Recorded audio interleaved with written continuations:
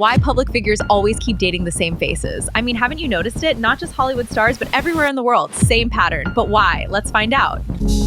Welcome to Conflex Radio, your #1 online radio station. It's us. Join in now.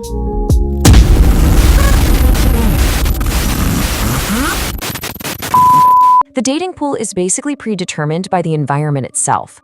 So, to really understand how this all works today, with Instagram and TikTok amplifying everything, we actually have to go back in time. Way back, before the social media era to the wild west of the internet, the blog era. That's where the original blueprint for this whole thing was written. And our main case study from this era, a figure named Kat Stacks. You could argue she was the internet's first viral rap groupie. She was completely unfiltered, totally unapologetic, and she put everything out there. She exposed rappers, their private lives, the whole deal. And in doing that, maybe without even meaning to, she ripped the curtain back and showed everybody just how small and interconnected this dating pool really was. And her mindset? It was crystal clear. She said it herself. I just see them as business. Wow. I mean, that tells you everything you need to know, doesn't it? These weren't love stories or romantic flings. They were transactions.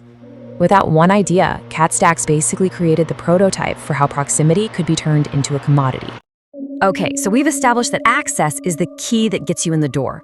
But what's the engine that keeps this whole machine running?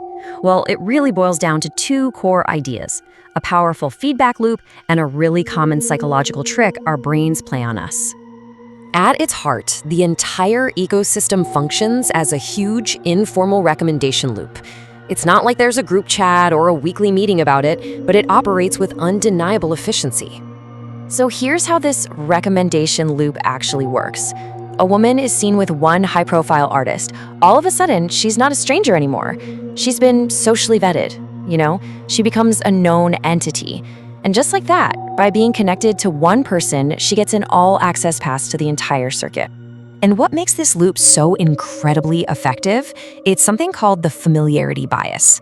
It's a simple idea. Our brains just prefer things and people that we already know. Think about it. If you're super famous, a total stranger is a huge risk, a wild card.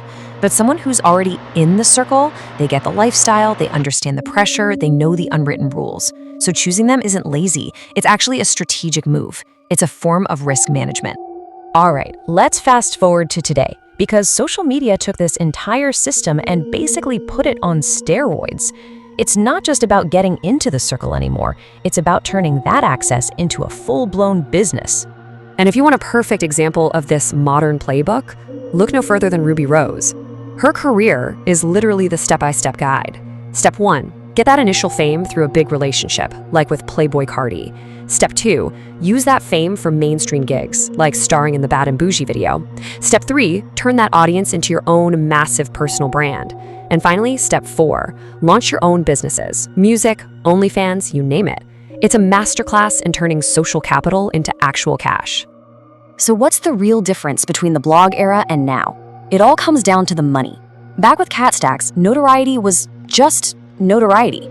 It was hard to turn it directly into dollars. But today, visibility is the product. With platforms like Instagram and OnlyFans, you can sell your personal brand directly to your audience. There's no middleman. It's bigger, it's faster, and it's way more profitable. And you might be thinking, well, what about artists who feel like they came out of nowhere?